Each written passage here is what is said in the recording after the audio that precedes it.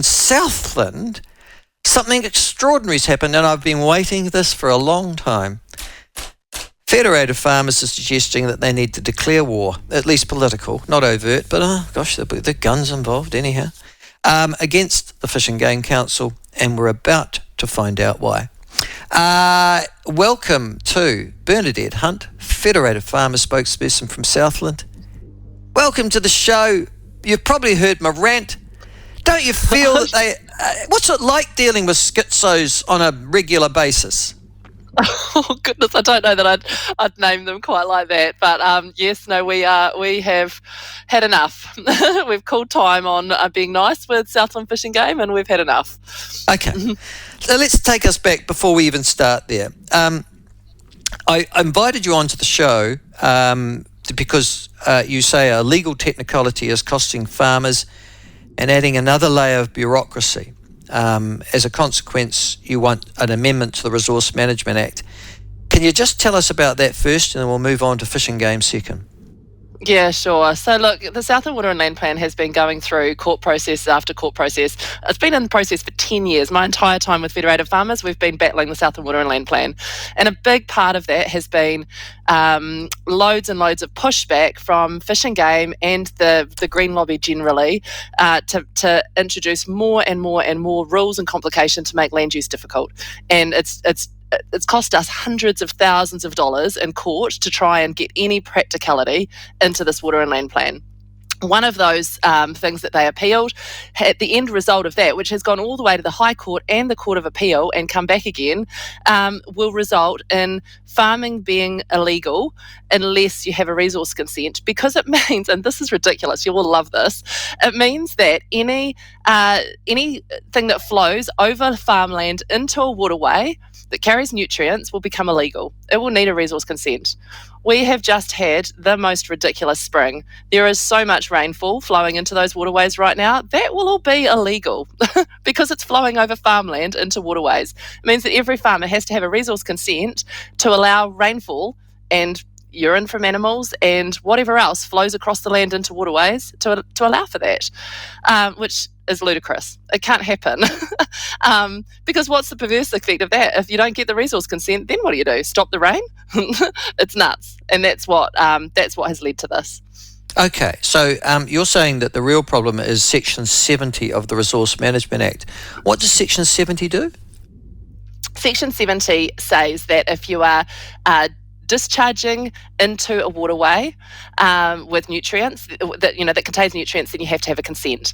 It's always been assumed that rule only applies when it's a pipe discharging directly into a waterway. But the judge in this case decided that applies to all discharges to waterways, even when they're not through a pipe. So that had made this far more wide-reaching than it ever has been before. So a simple change to the RMA will fix it to make it clear that rule should only apply to point source discharges or discharges through a pipe. But obviously legislative changes don't normally come quick and fast and easy. So the right process was to try and get it sorted through the courts, but that has failed. So we've not got anywhere else to turn now. So in essence, and this is important, the legal judgment, which will apply not simply to Southland farmers, but to farmers throughout the country, because that is the interpretation of Section 70 of the Resource Management Act, would mean that not just Southland farmers would require consent, but surely you would think as other councils go through the Land and Water Regional Plan, note that precedent set by the judge, that they interpret their land and water plan in a similar way too, you would think, Bernadette. Yeah, and you would have to think too that that precedent may end up not only, why would it only apply to runoff off farms? Why not to runoff off all land? Why only farmland? So yeah, the precedent of this is incredible. It's mind-boggling when you actually think about the effects of this, which is why the reality is it won't happen. The government will have to fix the legislation, and this is the dog's breakfast that is the RMA. This is why we're where we are, because over 30 years, decision after decision like this has set a new precedent that has meant another change has to be made and made another layer of complication, and it's why the RMA is the mess that it is, which is why it is getting addressed in its entirety. But in the meantime, we've got this major issue to deal with. Yes, I'm looking at Section 70 of the Resource Management Act now, and so listeners don't need to. Sorry, what I mean by that is I'll explain it very quickly. And, for example, anything that causes a conspicuous change in colour or visual clarity would be considered to be illegal unless it's not a permitted activity, or any significant adverse on aquatic life. I guess those sections of Section 70. Now, let's just go for the rain you've talked about. Well, that's going to obviously cause runoff, and there is going to be a conspicuous change in colour and visual clarity after a storm events at the best of times. But I'm also thinking about how this would also relate to significant adverse effects on aquatic life. Is there some of this that you can live with and some of you can't? So look, this has been raised because of the essential freshwater stuff that came through the previous government, which raised the bar on what was considered to be the appropriate levels of water quality. And because of that raised bar, pretty much all of the waterways in Southland are considered to have degraded water quality, which means there are adverse effects on aquatic life. That's a kind of a rule. It's quite complex, but that's the kind of ruling that was made. Because those waterways are already degraded, the finding has said that no further adverse effects are allowed. Right. And that's what's led to this. So it's quite a complex chain of decisions. But at the end of the day, the result of it is that farming in Southland becomes illegal unless you have a resource consent. There's another provision in the RMA that actually probably makes it illegal to grant a resource consent in these cases because of the degraded nature of the waterways. So it's incredibly complex and ridiculous.